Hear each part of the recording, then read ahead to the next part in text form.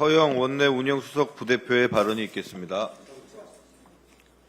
네, 정책수석 허영입니다. 잃어버린 펜이기도 하지만 신뢰와 평화와 경제를 얻은 소중한 선물이기도 했습니다.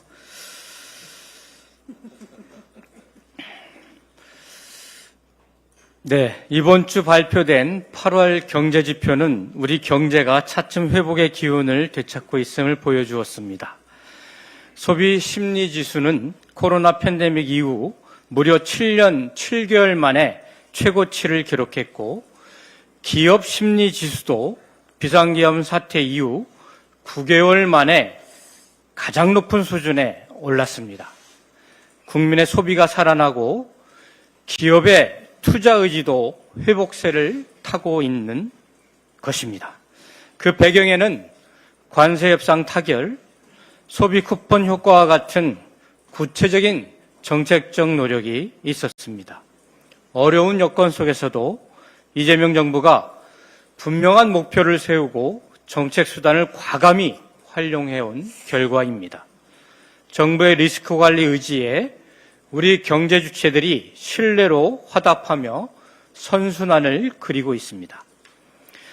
이제 잠시 후 발표될 8월 금융통화위원회의 결과와 통화정책 방향, 경제 전망이 주목이 됩니다. 대외적으로는 미국과의 관세 협상에 이목이 쏠려 있지만 국내 경제 현실 역시 결코 녹록치가 않은 상황입니다. 물가 안정, 내수 진작, 가계부채 관리 등 거시경제의 핵심 과제들이 여전히 눈앞에 놓여 있습니다. 다가오는 정기국회에서는 우리 더불어민주당은 국민의 삶을 지키는 경제 회복, 성장 기반 확충 등을 최우선 가치로 삼겠습니다. 물가 부담을 낮출 실질적인 대책, 내수 활력을 살릴 재정의 역할, 가계부채 연착륙 방안, 기업의 경쟁력을 높일 규제개혁 등 입법과제를 차질 없이 챙겨나가겠습니다. 나아가 이재명 정부가 국민과 함께 호흡하며 안정적으로 국정을 운영해 나갈 수 있도록 든든하게 뒷받침하겠습니다. 두 번째 말씀드리겠습니다. 국가 유공자분들의 마지막은 고독이 아니라 존엄이어야 합니다. 지난 26일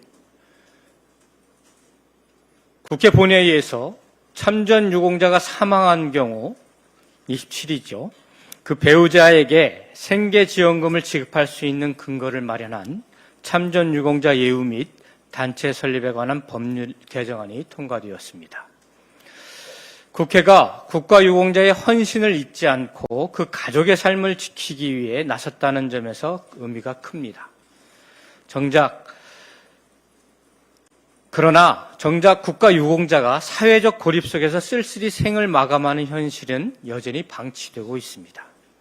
현재 우리 보훈 대상자의 약 70%가 70세 이상의 고령자이며 독거 비율도 27.1%로 일반 국민보다 훨씬 높은 상황입니다. 고독사 고위험금도 1,200여 명, 위험군 3,000여 명에 달하지만 국가보훈부는 아직도 정확한 실태조차 파악하지 못하고 있는 상황입니다. 미국은 어느 참전용사도 홀로 죽게 두지 않는다라고 하는 노베타랑 다이스 언론 정책으로 마지막 순간까지 존엄을 보장하고, 영국, 호주 역시 전담기관이 민간 협력 체계를 통해 맞춤형 돌봄을 제공하고 있습니다. 반면 우리 제도는 보여주기식 안부 전화에 머물러 있고 지자체와의 협력도 부족한 상황입니다. 정부는 자체 데이터베이스 구축은 물론 민관, 지자체 협력 강화와 맞춤형 관리 시스템 도입 등 근본적인 대책에 나서주시길 바라겠습니다. 국가 유공자분들은 특별한 희생을 감내오신 분들입니다. 그들의 곁을 지켜주시는 것은 국가와 국민의 진심 어린 관심과 사랑이어야 합니다. 국가의 책임이어야 합니다. 그리고 그것이야말로 우리가 드릴 수 있는 가장 큰 예우임을 우리는 함께 기억해야 합니다. 감사합니다.